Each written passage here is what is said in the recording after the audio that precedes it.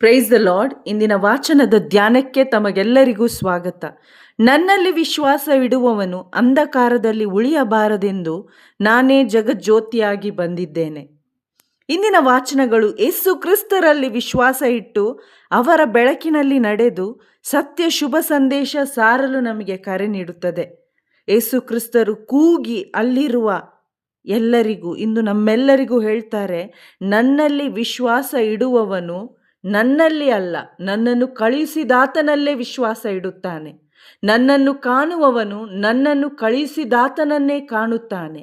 ನನ್ನಲ್ಲಿ ವಿಶ್ವಾಸ ಇಡುವವನು ಅಂಧಕಾರದಲ್ಲಿ ಉಳಿಯಬಾರದೆಂದು ನಾನೇ ಜಗಜ್ಯೋತಿಯಾಗಿ ಬಂದಿದ್ದೇನೆ.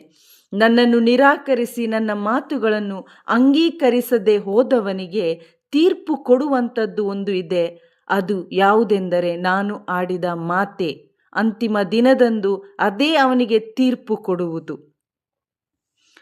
ಪ್ರಿಯರೇ, ಮನುಷ್ಯನಲ್ಲಿರುವ ಆತ್ಮಿಕ ಅಂಧತ್ವ, ಕತ್ತಲೆ ಎಂಬ ಪಾಪವನ್ನು ಹೋಗಲಾಡಿಸಲು ಇರುವ ಏಕೈಕ ಮಾರ್ಗ ಪ್ರಭು ಯೇಸು ಕ್ರಿಸ್ತರಲ್ಲಿಟ್ಟಿರುವ ವಿಶ್ವಾಸವಾಗಿದೆ. ಇಂದು ಪ್ರತಿಯೊಬ್ಬ ಮನುಷ್ಯನಿಗೆ ಒಂದು ಆಯ್ಕೆ ಇದೆ. ರಕ್ಷಣೆ ಕೊಡುವ ರಕ್ಷಕನಲ್ಲಿ ವಿಶ್ವಾಸ ಇಡಲು, ಅಂತಿಮ ತೀರ್ಪು ನೀಡಲು ಅಧಿಕಾರವುಳ್ಳ ಕ್ರಿಸ್ತನ ಮಾತುಗಳಲ್ಲಿ ವಿಶ್ವಾಸ ಇಡಲು, ಅಥವಾ ರಕ್ಷಕನನ್ನು ಆತನ ಮಾತುಗಳನ್ನು ತಿರಸ್ಕರಿಸಲು.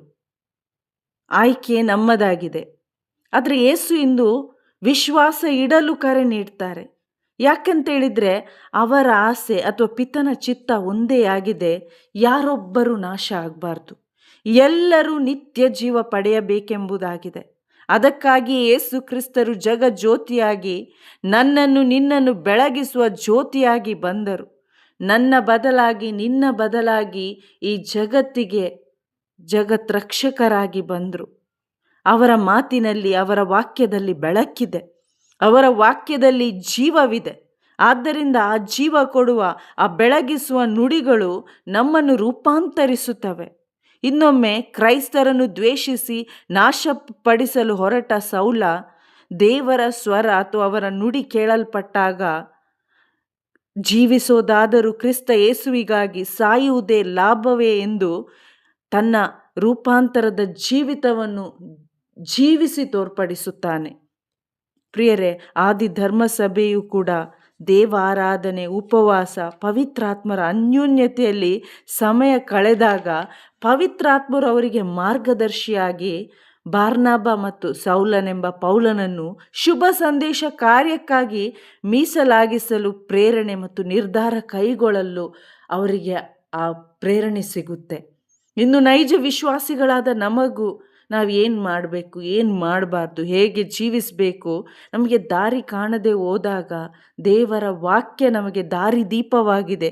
ನಾವು ದೇವ ಆರಾಧನೆ, ಉಪವಾಸ, ಪ್ರಾರ್ಥನೆ, ಪವಿತ್ರಾತ್ಮರ ಅನ್ಯೋನ್ಯತೆಯಲ್ಲಿ ನಮ್ಮನ್ನೇ ತೊಡಗಿಸಿಕೊಂಡಾಗ ಖಂಡಿತ ಅವರ ಬೆಳಕು ನಮಗೆ ಮಾರ್ಗದರ್ಶನ ನೀಡುತ್ತೆ. ಅವರ ವಾಕ್ಯಗಳು ನಮಗೆ ಮಾರ್ಗದರ್ಶನ ನೀಡುತ್ತೆ.